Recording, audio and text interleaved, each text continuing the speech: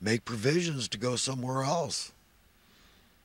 But money cannot be the rule of the day forever on earth. We've got to get away from it, and that could happen. We could do that. God gave us the intelligence. God gave us the wherewithal to gradually get off money. But the evil men will do everything they can to prevent that. That's the worst scenario, their worst nightmare, to be free from money, for money to get less relevance.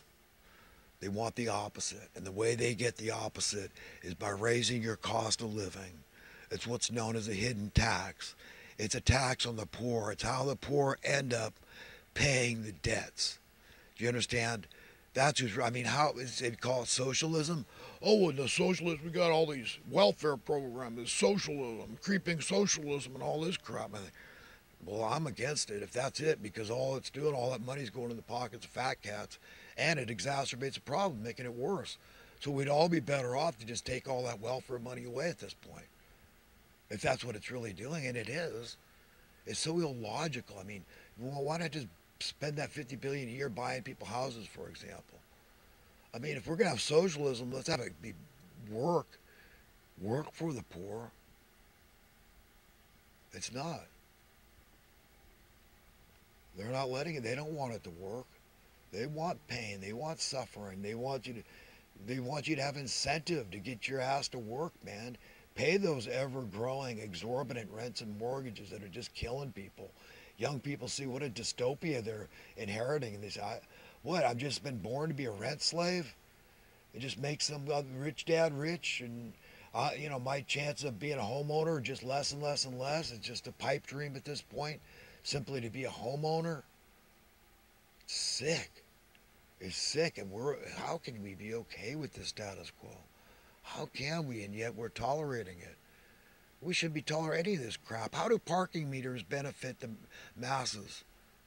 No, take that away. Use a lottery. You government workers, you city council, and you supervisors, all you people on the government payroll. You do something else, man. You beg. Go out there, start a charity.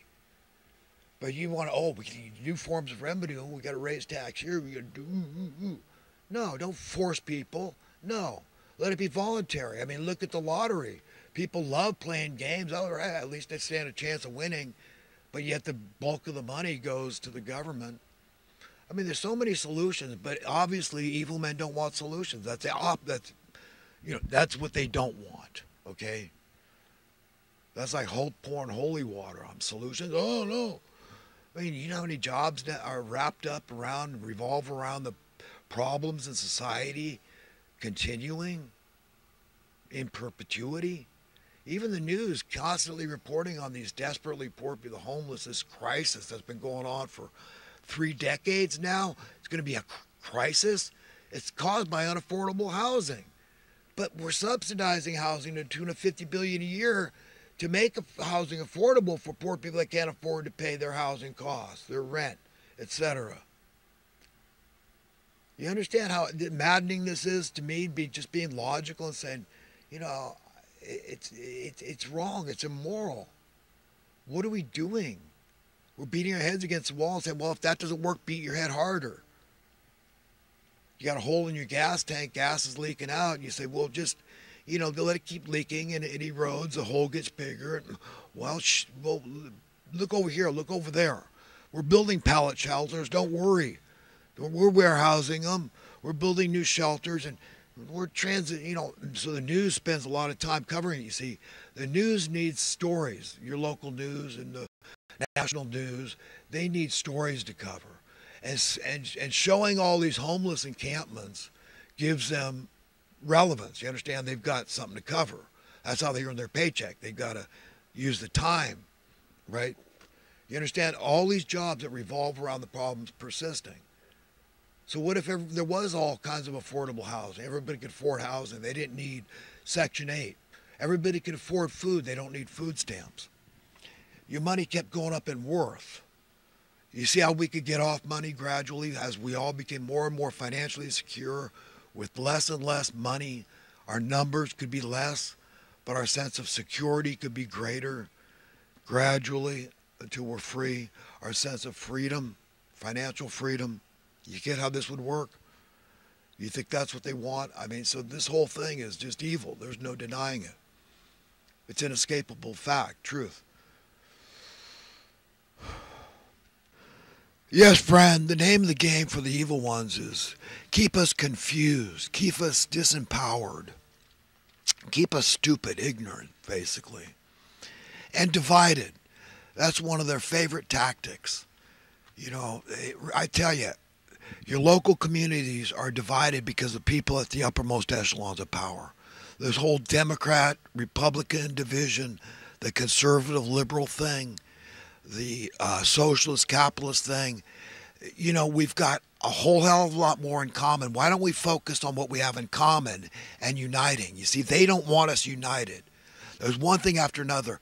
Now they're feeding this the Z generation. They're telling them to blame the baby boomers. So we're going to lump all the baby boomers, not take into account like me, a guy like me who at 5 years old had to walk home from kindergarten, people coming out of their houses weeping and wailing, screaming.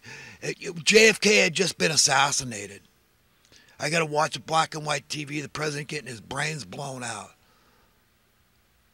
I can't see a boobie on TV, but I can see that. That's okay.